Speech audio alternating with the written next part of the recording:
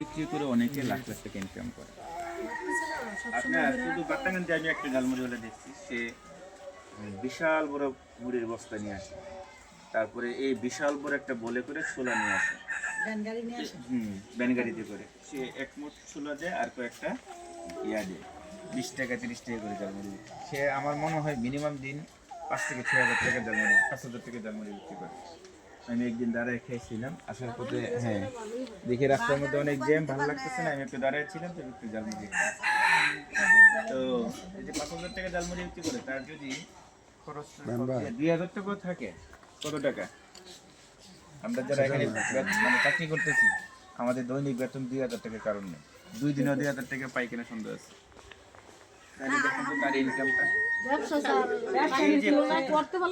এই যে ক্ষুদ্র ক্ষুদ্র ব্যবসাগুলো, এই ব্যবসাগুলো যদি আপনারা একটু কৌশলী করতে পারেন, এই ক্ষুদ্র ব্যবসা দিয়ে কিন্তু আপনি আপনার পরিবারের ভাগ্য পরিবর্তন করতে পারবেন।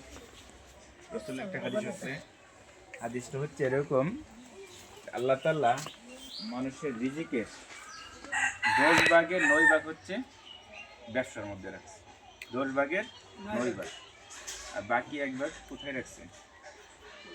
অন্য অন্য পেশার মধ্যে, চাকরি বলেন, কৃষি কাজ বলেন বা অন্যান্য, বাকি 9 ভাগই কোথায় রাখছে? ব্যবসার মধ্যে। অর্থাৎ যে ছোটোখাটো একটা ব্যবসা করে তারও ইনকাম একজন ম্যাজিস্ট্রেটের চেয়ে বেশি। একজন ম্যাজিস্ট্রেটের বেতন কত জানেন? আপনারা জানেন? কেউ জানেন? 32,000 টাকা। নতুন জয়েন করে তার বেতন 32,000 টাকা। আপনারা ওনার সাথে যদি কারো সম্পর্ক থাকে, ওনার দোকান থেকে কত টাকা ইনকাম হয় জিজ্ঞেস করেন। একজন ম্যাজিস্ট্রেটের চেয়ে আলহামদুলিল্লাহ হয়তো ভালো টাকা ইনকাম হয়। তো আল্লাহ তাআলার, আল্লাহ রাসূলের কথা এটা, আল্লাহ ব্যবসার মধ্যে কি রাখছে? রিজিকের 10 ভাগের 9 ভাগ। আপনারা যদি এই ছোট আমাদের কাছ থেকে যে অল্প টাকা নেন, ঋণ নেন, এই টাকাটা আপনারা সঠিকভাবে বিনিয়োগ করতে পারেন, এটা দিয়ে হয়তো আপনাদের ভাগ্যের পরিবর্তন হয়ে যাবে।